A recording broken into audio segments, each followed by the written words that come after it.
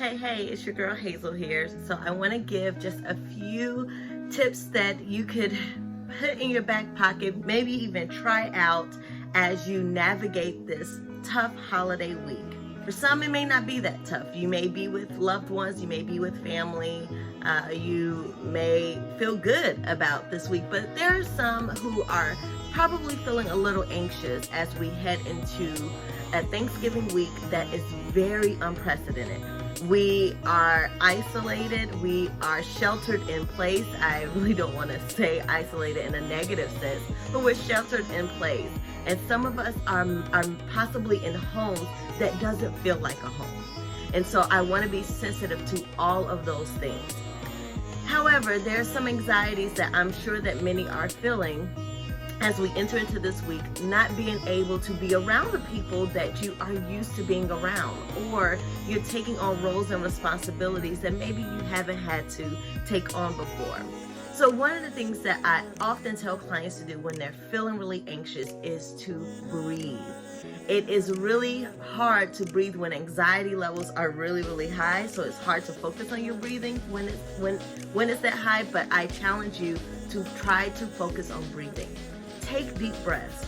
Are you sitting with your muscles tightened up, with your shoulders up to your ears, with your tongue on the roof of your mouth, with your teeth clenched up? Is your heart beating fast? If you're sitting like that and nothing is happening, I challenge you to just start breathing. Drop those shoulders down, relax those muscles, wiggle your toes, feel the sensation that's happening in your toes. Relax your muscles in your legs. Feel your legs, feel your bottom sinking into your seat. Relax yourself and breathe deeply. Breathe in deeply, hold it for about 4 to 5 seconds, breathe out slowly. Trace your breath as it goes up your spine and back down. And do that repeatedly until you start to feel a calmness and a relaxation over your body. The other thing is focus on what you can control, okay? Anxiety wants to grab control. So focus on the things that you can control. Oftentimes, when people are anxious, we're thinking about the what ifs from a negative sense. What if it actually does work out? And maybe you're thinking about things that is beyond your control because that's what anxiety wants to do. But refocus your mind on what you can control. You can't control the pandemic. So we can't control what's happening around us. We can't control other people in the grocery stores.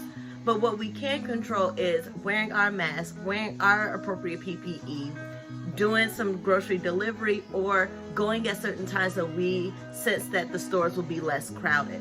What we can't control is what's happening in our home for the most part, right?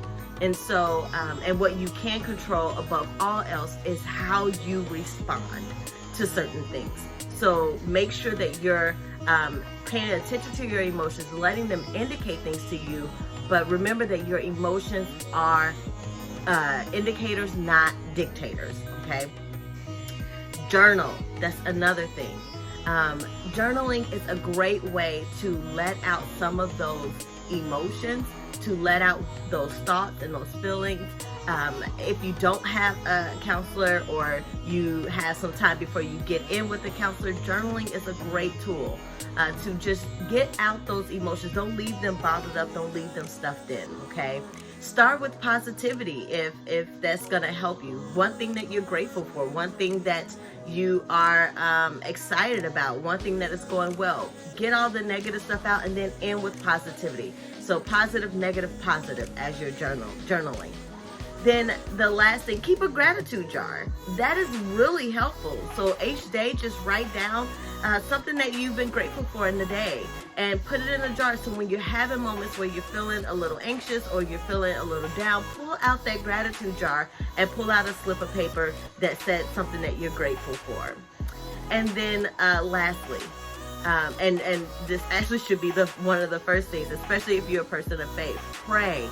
Meditate on scripture.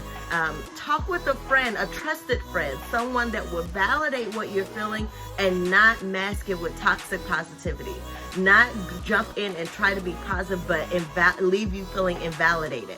So a trusted friend who will validate what you're feeling, prayer, meditation, and if you can, get with a counselor, a spiritual director, a therapist, someone that can talk you through and work with you during this tough time.